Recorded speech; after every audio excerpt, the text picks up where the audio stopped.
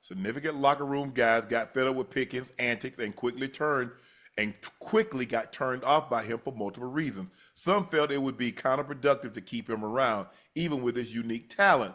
They felt the locker room could turn toxic. Not many teams were interested in trading for Pickens, making it difficult for the Steelers to get market value. The Steelers wouldn't have traded him for anything less than a third-round pick, something that wasn't offered until after the draft. Not many were broken up within the organization about Pickens got traded.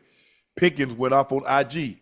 They're the cheapest organization. Ain't no stacking year after year. They're going to let them ends go too as soon as it's time. Do you?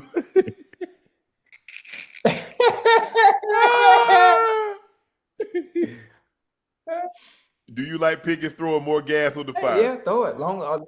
I would have just let it go. I just let it go, Ocho. Hey, listen, they got reports coming out about him. Let him throw some gas on the fire right back. All you got to do is show up. But Ocho, just show up to see the prove everybody wrong. You're not surprised by this. You know this. You've been in the locker room. We're not people that didn't play the game, that was in locker rooms. We know what's being said. That's why I feel very comfortable when I'm saying certain things. And people ask me how I know, because I was in the locker room. And I know, you know human behavior, Ocho. You know human behavior. Oh, Joe, it's just like basketball. You know the guys like, boy, I sure wish they get your ass up out of here. Woo. Man, you bad for morale, man. I mean, damn. Yeah. They ain't got nothing going on over there anyway, so hey. Sometimes you just look, Ocho, just take the high road and keep it. You're right. Yeah, you know, somebody slap you, turn the other cheek. Okay, cool. Nah, look. But I know the type of behavior that I exhibited in the locker room. I know if I was late for meetings, if I was late for practice, if I was late for a team function, if I was late to the plane. You know all of that. You know that irks people. That rubs people the wrong way, because they're saying, hold on, why is your time more important than mine? If I got to be here at 8:45, if I got to be to the team plane, if I got to be here, why can't you? If TJ Watt is thinking and Cam Hayward is thinking, man, if I got to do all this, and you mean to, bro, really? It's just, I don't know. I would just let it go. Hey, I've been a lot of places, Ocho. Hey, people gonna say things, and ain't no refuting that. Just let it go. Because here's the thing. If I defend myself, they're gonna say it must be true. If I don't, if it ain't, they're gonna say, why you commenting? So I'm in a lose-lose either way. So I just rather lose my way. But you know, like you said, if that's the way Pickens choose to handle it, you say, hey, I fire shots back at two. I just choose to lose my way. Forget it. Because everybody's gonna have something to say. Always. After being asked if he was gonna buy number 2 off DeAndre Carter. Let's take a listen to what Shador had to say about number 2 jersey.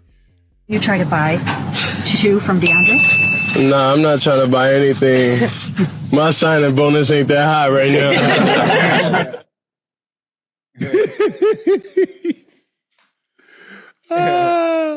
I don't blame you, Shador. You got to have some bread. Like I said, when I went to Baltimore, Ocho, I didn't want no.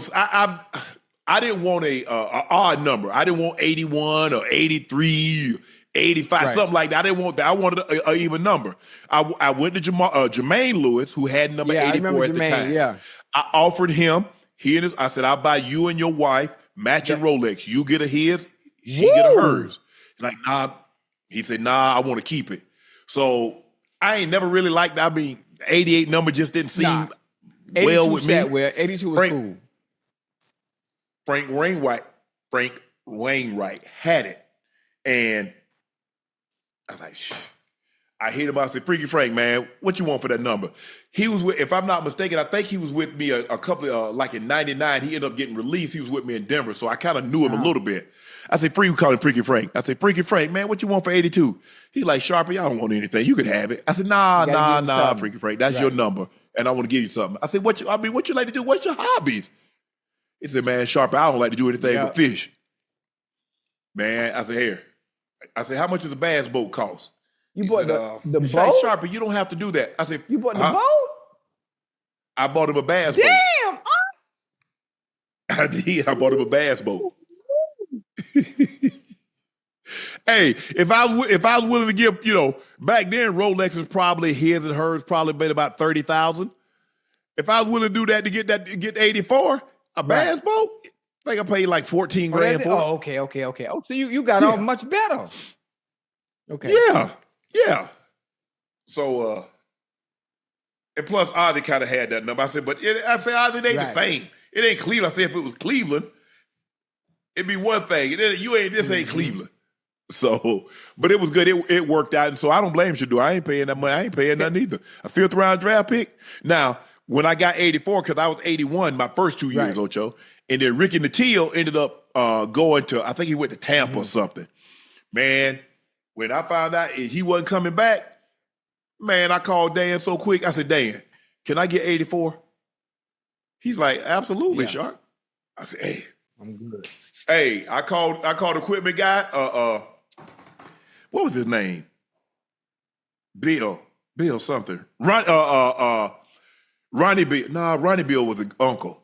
But anyway, his nephew was the equipment guy at the time. I said, bro, you might as well go ahead and take that Sharpe off 81 and put it on the back of 84. I already called Dan. Boy, you talk about happy?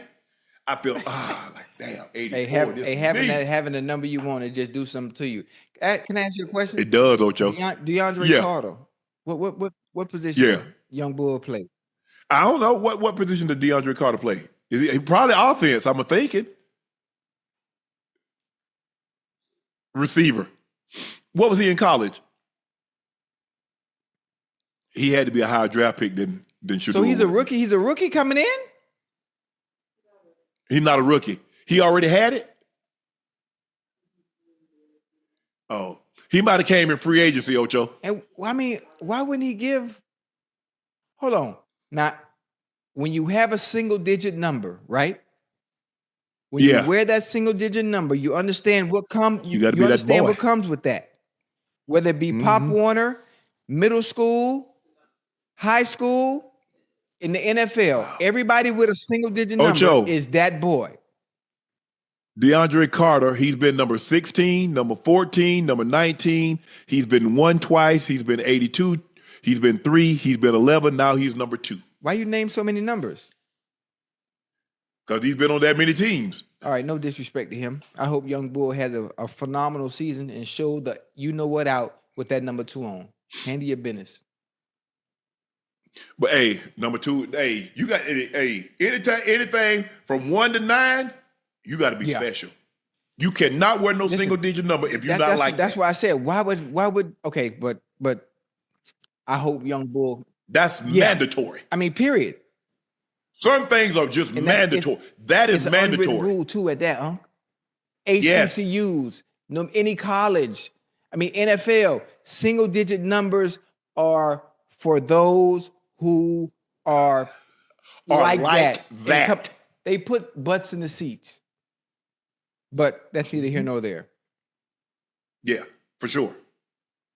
I was single digit ever since because I took the number 3 from my brother. So I went 3 all the way through high school, and I went 2 all the way through college. So, yeah.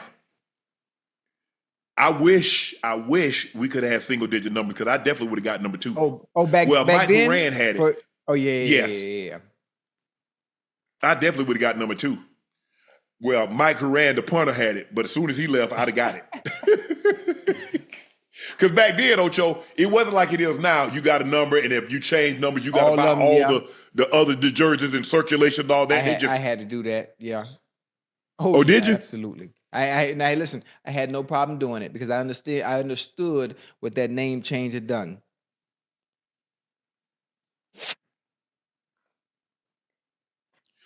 Ocho, we know how the media likes to critique any misstep. Time